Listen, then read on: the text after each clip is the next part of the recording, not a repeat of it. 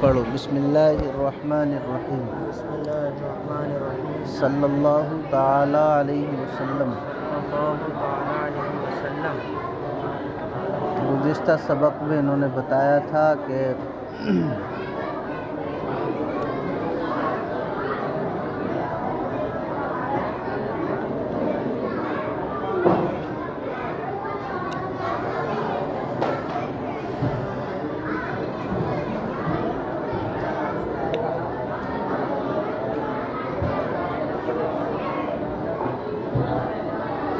مجہولات تصوریہ یا تصدیقیہ کو حاصل کرنے کے لیے نظر کی ضرورت پڑتی ہے، غور و فکر کی ضرورت پڑتی ہے، اور کبھی غور و فکر میں نظر میں خطا واقع ہوتی ہے۔ کیوں؟ اس لیے کہ فکر جو ہے یہ ہمیشہ درست نہیں ہوتی، ہمیشہ درست نہیں ہوتی، کیونکہ بعض عقلاء بعض سے اپنے افکار کے مقتضا میں بعض کے مناقض ہیں، بعض کے خلاف ہیں، بلکہ انسان واحد دو وقتوں میں اپنے آپ کے خلاف ہو جاتا ہے۔ اس لیے نظر میں خطا واقع ہوتی ہے، تو کہتے ہیں تب ہم کو ضرورت پڑتی ہے ایک ایسے قانون کی کہ جس کی رعایت ذہن کو خطا سے بچائے، اور وہ قانون کیا ہے؟ فرمایا منطق ہے۔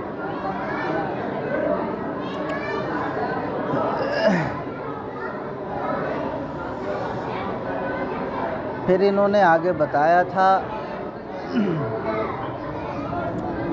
حاصل کلام کے علم یا تو تصور ساذج ہوگا یا تصدیق ہوگا، اور پھر ان دونوں میں سے ہر ایک ضروری بھی ہوگا، کسبی بھی ہوگا۔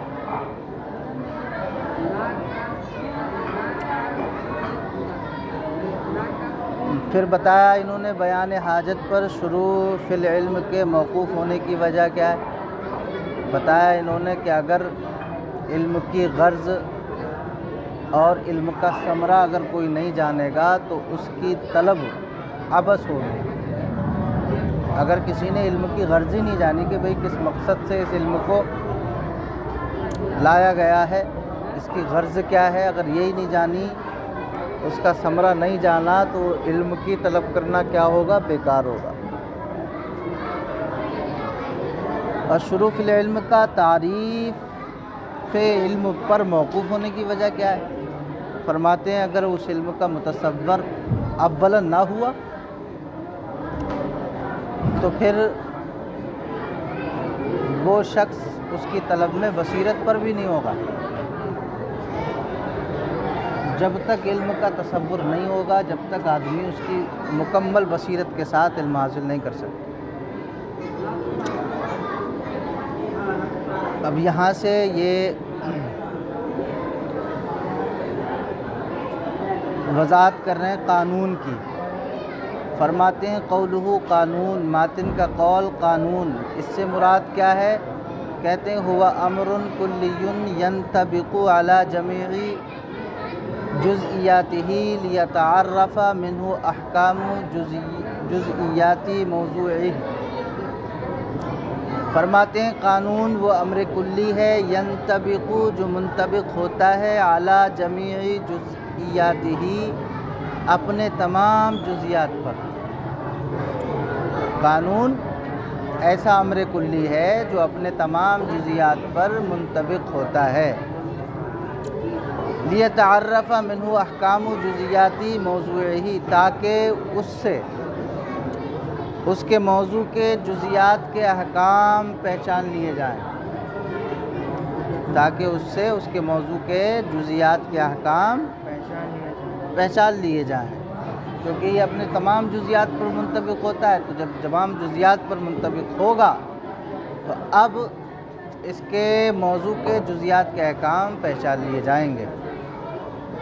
مثال دیکھیں، مثال بتا رہے ہیں، اس سے بات سمجھ میں آئے گی۔ کلو نبی افضل من عامۃ البشر، فرماتے ہیں کہ ہر نبی عام بشر سے افضل ہے، ہر نبی عام بشر سے افضل ہے۔ کہتے ہیں یہ قانون یعرف منہ، یہ ایسا قانون ہے کہ اس کے ذریعے ان ابراہیم و یعقوب و موسیٰ و عیسیٰ وغیرہم من الانبیاء علیہم السلام افضل من عامۃ البشر. کہتے ہیں یہ جو قانون ہے کل نبی افضل من عامۃ البشر، کہ ہر نبی عام بشر سے افضل ہے، یہ ایسا قانون ہے جس سے ابراہیم، یعقوب، موسیٰ اور عیسیٰ وغیرہم انبیاء علیہم السلام میں سے ابراہیم، یعقوب، موسیٰ اور عیسیٰ وغیرہم یہ بھی افضل ہیں عام بشر سے. انہوں نے قانون بیان کر دیا کل نبی افضل من عامۃ البشر.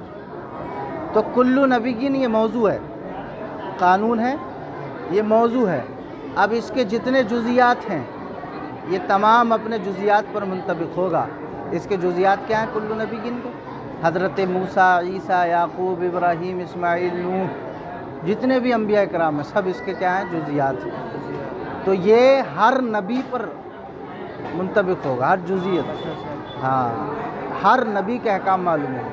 تو جب یہ قاعدہ بیان ہوگا کل نبی افضل من عامۃ البشر، تو 1,24,000 کم و بیش یا 2,24,000 جتنے بھی انبیاء ہیں تمام کے تمام افضل ہیں عام بشر سے. یہ قاعدہ ہے، قاعدہ کلیہ.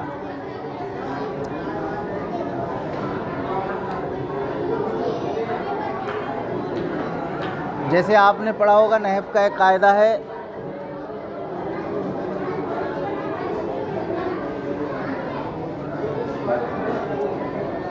کل فاعل مرفوع، ہر فاعل مرفوع ہوتا ہے، ہر فاعل.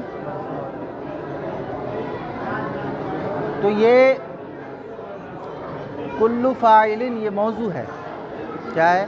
ایک قاعدہ کلیہ ہے، قانون ہے، یہ موضوع ہے. اس کے تمام جزیات پر یہ منطبق ہوگا. اس کے جزیات کیا ہیں؟ زید، عمر، بکر، خالد، یہ تمام کے تمام مرفوع فاعل بنیں گے جب حالت رفع میں ہوں گے. حالت رفع میں ہوں گے تمام فاعل بنیں گے، اور ہر فاعل مرفوع ہوتا ہے، لہذا یہ بھی مرفوع. کہتے ہیں کل نبی افضل من عامۃ البشر، ہر نبی افضل ہے عام بشر سے. قانون یہ ایسا قانون ہے یعرف منہ کہ جس سے پہچان لیا گیا ان ابراہیم، کہ ابراہیم و یعقوب، ابراہیم، یعقوب اور موسیٰ اور عیسیٰ وغیرہم من الانبیاء علیہم السلام، انبیاء علیہم السلام میں سے افضل من عامۃ البشر، یہ افضل ہیں تمام عام بشر سے، افضل ہیں عام بشر سے. یہ قانون بن گیا. اب جو بھی نبی اس کے تحت داخل ہوگا، جو بھی نبی ہوگا وہ عام بشر سے کیا ہوگا؟ افضل ہوگا. کہتے ہیں وَإِنَّمَا كَانَ الْمَنْطِقُ قَانُونًا، اور بے شک منطق وہ قانون ہے، منطق وہ قانون ہے. لِأَنَّ مَسَائِلَهُ قَوَانِينُ كُلِّيَّةٌ مُنْطَبِقَةٌ عَلَى جُزْئِيَاتِهَا. منطق وہ ایسا قانون ہے اس لیے کہ منطق کے مسائل ایسے کلی قوانین ہیں کہ جو اپنے تمام منطق کے تمام جزیات پر منطبق ہوتے ہیں. سمجھ گئے؟ منطق بھی ایک قانون ہے. تو یہ بھی ایسا قانون ہے، قانون کلی ہے، کلی قانون ہے جو اپنے تمام جزیات پر کیا ہوتا ہے؟ منطبق ہونے والا ہے. بات سمجھ میں آئی؟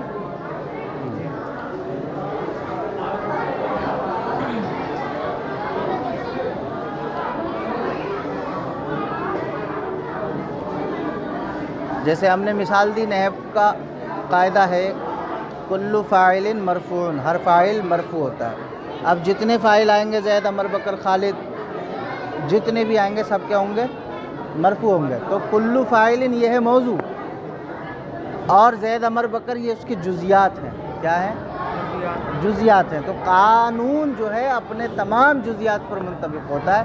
اگر زید فاعل بنے گا تو وہ بھی مرفوع ہوگا، بکر فاعل بنے گا وہ بھی مرفوع ہوگا، ٹھیک ہے؟ عمر فاعل بنے گا وہ بھی، سارے مرفوع ہوں گے جتنے فاعل بنے گا.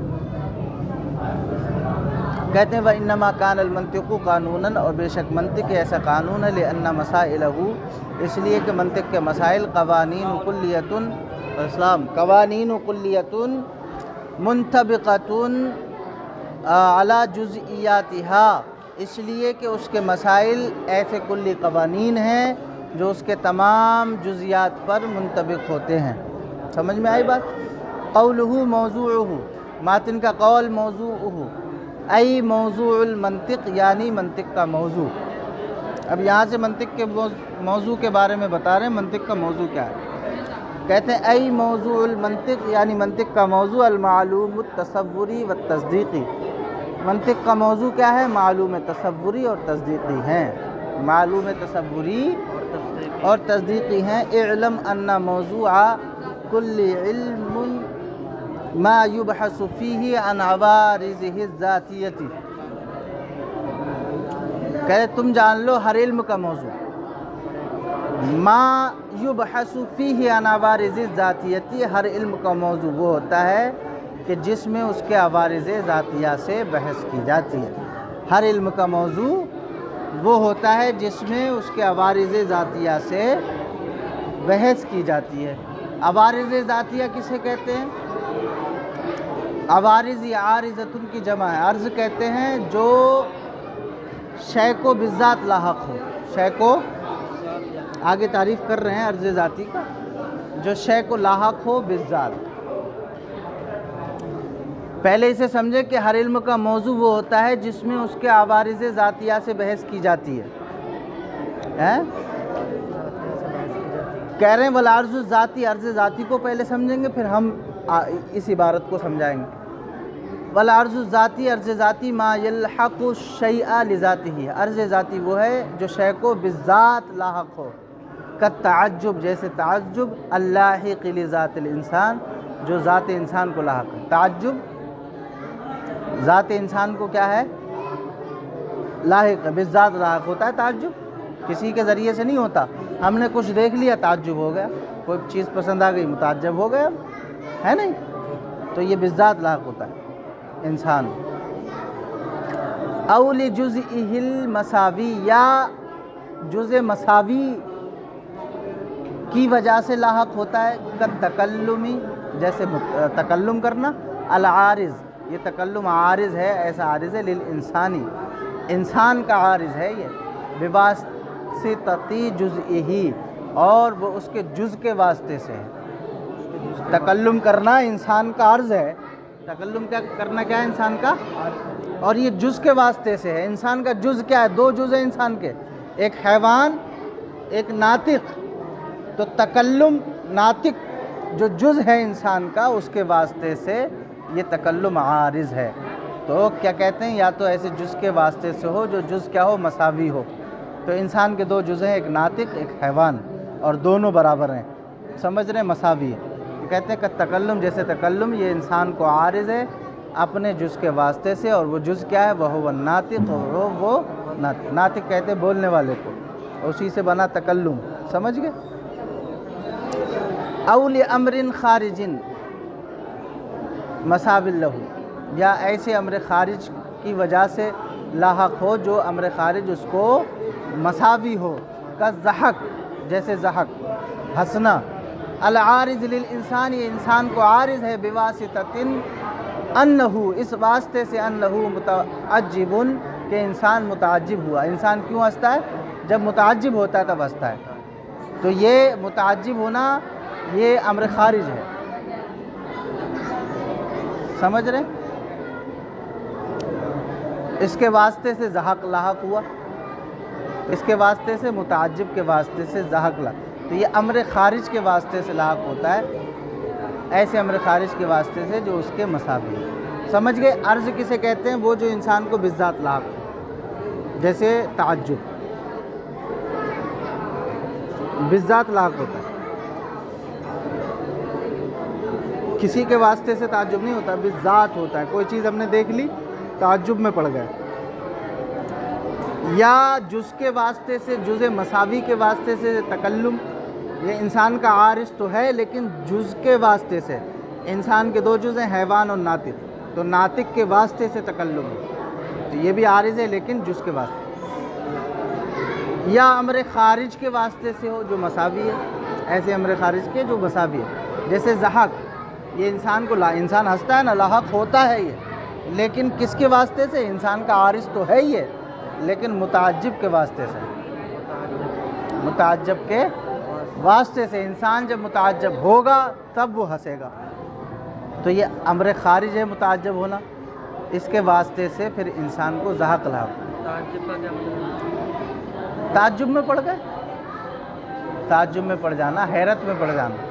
کوئی چیز خوبصورت دیکھ لی، کوئی شے، تو آدمی متعجب ہو جاتا ہے، کہتا ہے ماشاءاللہ سبحان اللہ، خوبصورت چیز، بناوٹ اچھی ہو اس کی، متعجب، حیرت میں پڑنا۔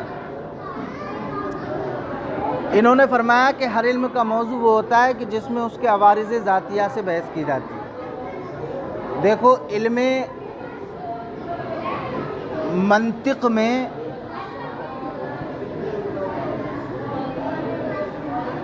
معلومات تصوریہ اور معلومات تصدیقیہ سے بحث کی جاتی ہے، لہذا معلومات تصوریہ یا معلومات تصدیقیہ ہی علم کا موضوع ہے، علم منطق کا۔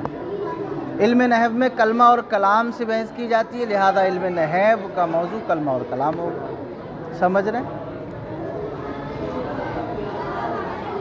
اور علم فقہ میں افعال مکلفین سے بحث کی جاتی ہے، لہذا افعال مکلفین علم فقہ کا موضوع ہوں گے۔ تو جس علم میں اس کے عوارض ذاتیہ سے بحث کی جاتی ہے وہ چیز اس علم کا موضوع ہوتی ہے۔ تو یہاں پر بحث کائے سے ہوتی ہے منطق میں معلومات تصوریہ یا معلومات تصدیقیہ سے، لہذا معلومات تصوریہ اور معلومات تصدیقیہ یہ منطق کا موضوع ہوں گے۔ ٹھیک ہے، بس اتنا ہی۔